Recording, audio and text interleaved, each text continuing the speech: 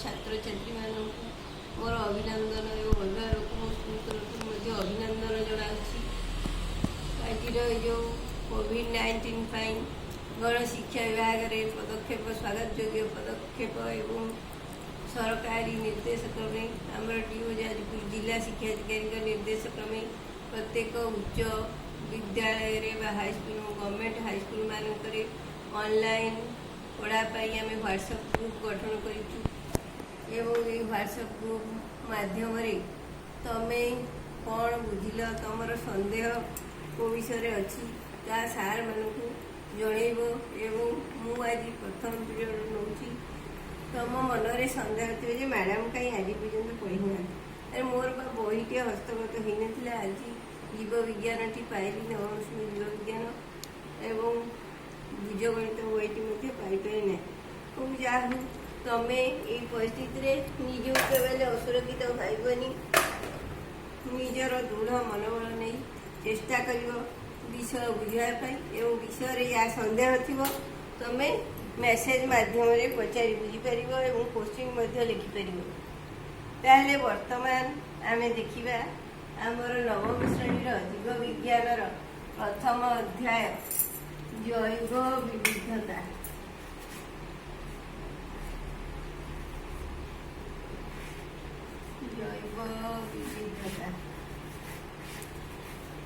जैव विविधता बायोडाइवर्सिटी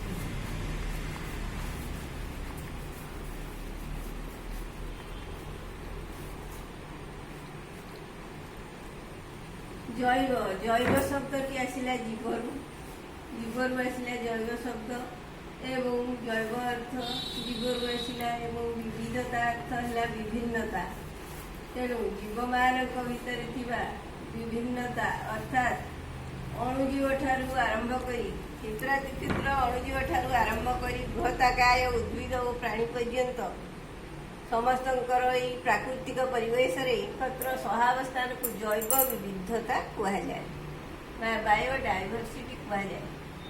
पे तुम्हें देख जे पृथ्वी तो आमर वैचित्रमय मु आरंभ सब क्लास कही पृथ्वी विभिन्न प्रकार प्राणी रही विभिन्न प्रकार उद्भिद रही आमको देखा जाऊन अणुजीव रही जार उपस्थिति के आम अनुभव करें एवं विभिन्न प्रकार रोग सृष्टि होती ताले आम देखा जे किभली भाव प्राकृतिक परिवेश जैव विविधता उपलब्ध हो।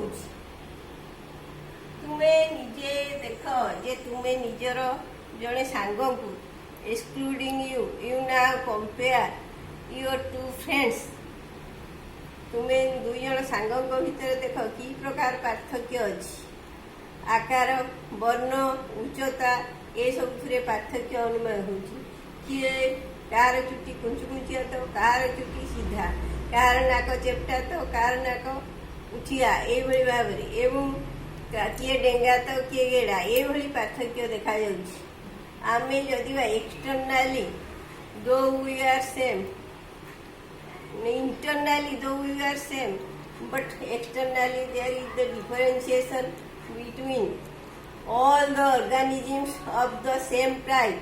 तेणु एका जातिर दुईटी जीव मध्य विभिन्नता देखा जाउची उच्चता आकार वर्ण।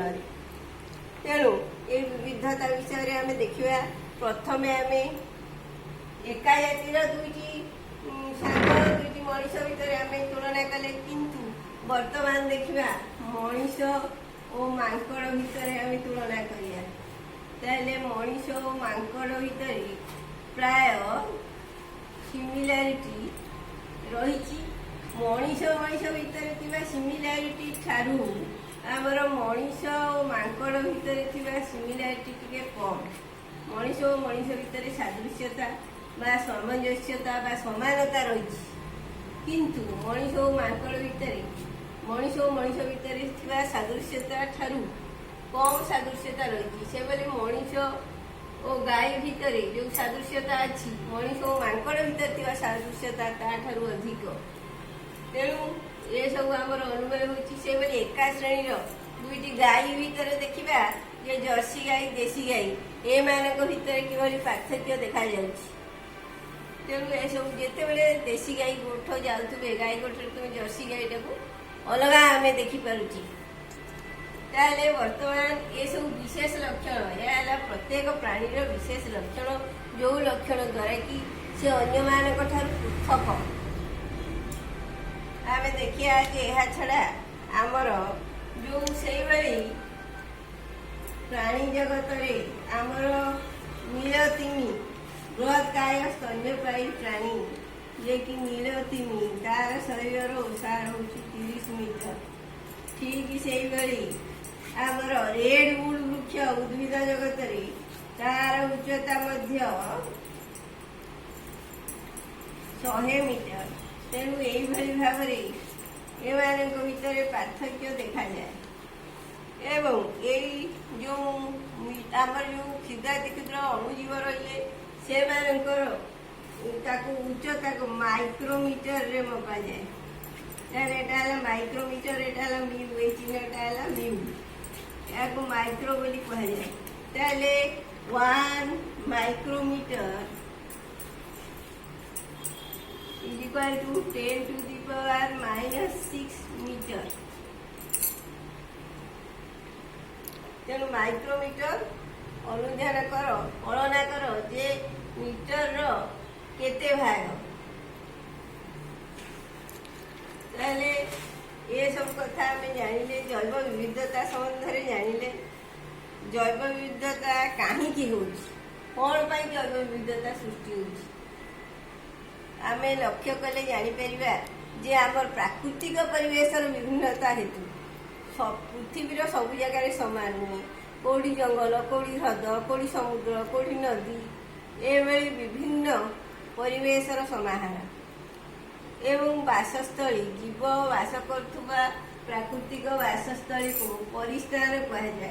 यही परिस्थान भिन्न भिन्न जीवर विस्तृति होता है जेभली आमर गाई चमरी गाई केवल हिमालयर पाददेश देखा जाए पक्षी गछ उपरे रहे एवं केतक सामुद्रिक जीव जलजीव समुद्र रे जलाशय रे विस्तृति लाभ करती स्थलचर जीव माने आमर उद्भिद प्राणी एवं सब स्थल भाग में बास करती।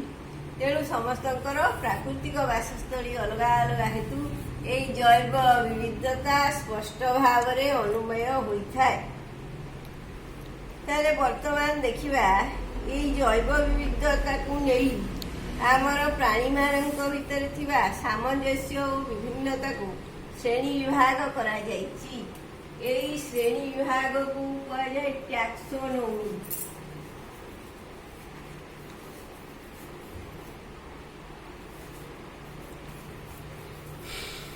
टैक्सोनोमी बा systematics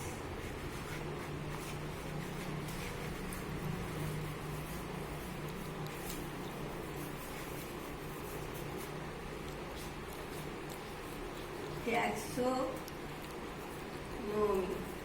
The word taxonomy derives from two Greek words.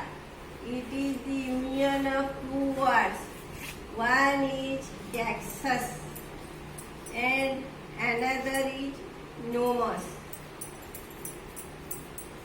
तेणु ये दुईटी शब्द को नहीं आमर टैक्सोनोमी जहाँकि जीव मानकर श्रेणी विभाग जोटा जीव मान भर सादृश्यता और असादृश्यता विभिन्नता पर्यवसित श्रेणी विभाग। ताले वर्तमान प्रश्न उठुची जे पृथ्वी रे केते जीव वास करती ना पृथ्वी रे प्राय 15 लाख जातिर जीव वास करती। जीव उद्भिद और प्राणी मानकर समाहार को जीव जगत कह जाए एवं उद्भिद और प्राणी मानकर संख्या समाहार है जीव मानकर संख्या यह 15 लाख।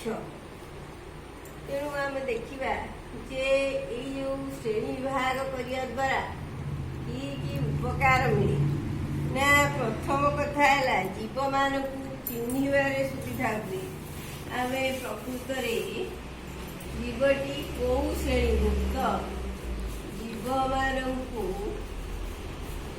चिन्हट करने सुविधा हुए एवं द्वितीयतः ଜୀବମାନଙ୍କ ଭିତରେ ଥିବା ଜୈବ ବିବିଧତା ସମ୍ବନ୍ଧରେ ଜ୍ଞାନ ଆହରଣ କରାଯାଏ। ଜୀବମାନଙ୍କ ଭିତରେ କି ଜୈବ ବିବିଧତା ଅଛି ସେ ସମ୍ବନ୍ଧରେ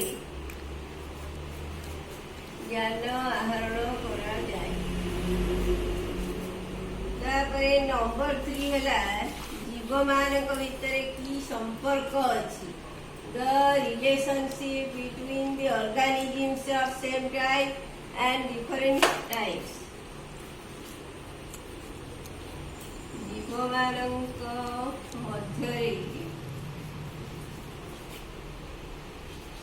ଥିବା ସମ୍ବନ୍ଧ ବା ସମ୍ପର୍କ ବା ରିଲେସନସିପ ଏବଂ ଚତୁର୍ଥଟି ହେଲା ସେମାନଙ୍କର ଭୌଗୋଳିକ ପରିସର, କୋଉ ପରିବେଶରେ ସେମାନେ ବାସ କରୁଛନ୍ତି ସେ ସମ୍ବନ୍ଧରେ ସଠିକ ଧାରଣା ହୋଇଥାଏ।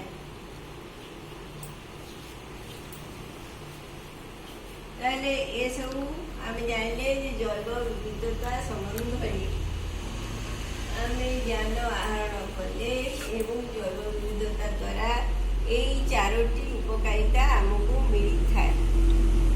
ଏହା ଛଡ଼ା ଆଉ ଗୋଟିଏ କଥା ହେଉଛି ଯେ ଆମର ଇକୋଲୋଜି କହିଲେ ପରିପାର୍ଶ୍ୱ ବିଜ୍ଞାନ।